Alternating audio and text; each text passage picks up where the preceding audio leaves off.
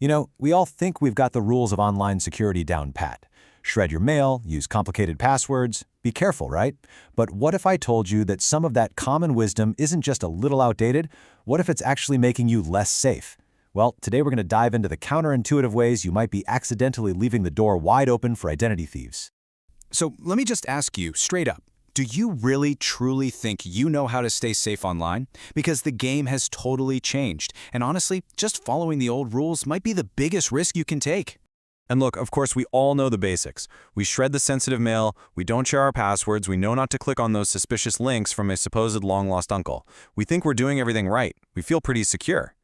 But here's the twist. While we're so busy watching the front door for those obvious attacks, the really clever thieves, well, they've already found the unlocked window in the back. The biggest risks today are hiding in plain sight, in places we've been told over and over again are perfectly fine. Okay, first up, let's talk about our digital vaults. And by that, I mean the places we stash our most sensitive info. Yeah, I'm talking about your email inbox and all those passwords. We kind of treat them like simple everyday tools, but it's time we started thinking of them more like Fort Knox. So get this. The biggest threat in your inbox probably isn't some new phishing email. No, it's that mountain of old, totally legitimate messages just sitting in your archive. See, when a thief gets into one of your old accounts, they don't send a new scam. They just read.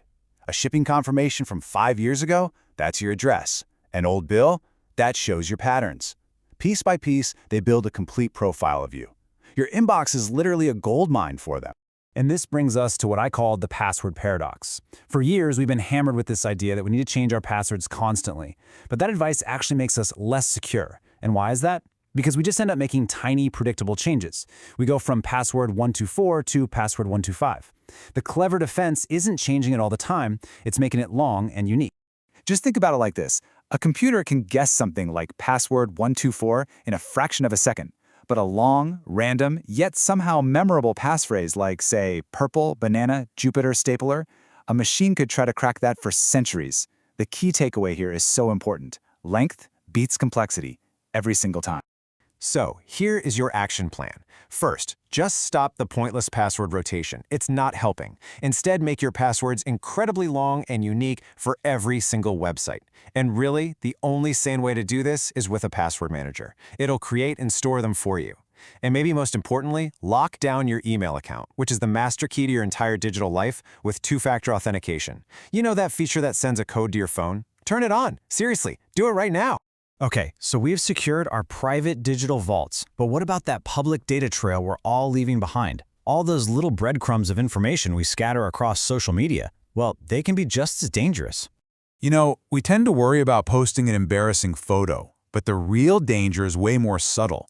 It's that casual mention of your high school mascot in a Throwback Thursday post, or listing your hometown in your profile. This isn't about protecting your dignity. It's about protecting your data. And here is exactly how they do it. It is a shockingly simple 4-step process. They aren't hacking into some sophisticated system. They're literally just using the forgot password feature on your bank's website and plugging in the answers that you've already given them for free online. And just like that, with a few clicks, they become you. So how do you fight back against this? With a really simple, counterintuitive move. You lie. When a website asks for your mother's maiden name, don't use the real one. Treat it like another password. Give it a unique answer that's memorable only to you. But here's the golden rule. You have to write it down and store it somewhere safe, like in that password manager we just talked about. Okay, finally, let's get into the impersonation game. Thieves are moving beyond just digital tricks now. They're mastering the art of pretending to be the very people and institutions that we're all taught to trust. First, let's quickly bust the paperless myth.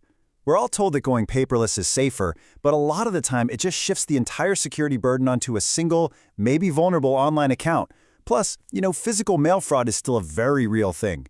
Thieves can redirect your mail or open new credit cards in your name without you even knowing. But the most dangerous modern scam has got to be vishing, or voice phishing. This is where criminals call you, not with some silly prize offer, but pretending to be from your bank's fraud department. They create this sense of extreme urgency and panic, telling you your account is under attack and that you have to act right now. I need you to listen very closely because this might be the single most important takeaway of all.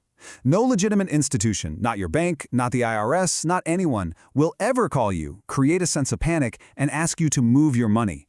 It will never, ever happen. If you get that call, there's only one thing to do. Hang up. Then find an official number for your bank yourself and call them directly to see what's going on. So, what does all this add up to? It's about making a fundamental shift in your security mindset. It's time to stop being just careful and start being actively clever. See, the old way was passive. It was just following common advice and protecting the obvious targets. The new, clever way has to be proactive. It means questioning old habits, securing those tiny, seemingly harmless details, and thinking skeptically about any request that tries to create a sense of urgency. So I'll just leave you with this one question to think about. Are you still just protecting the big, obvious things you think are valuable? Or are you ready to start securing the small, overlooked details that are actually the keys to your entire digital life?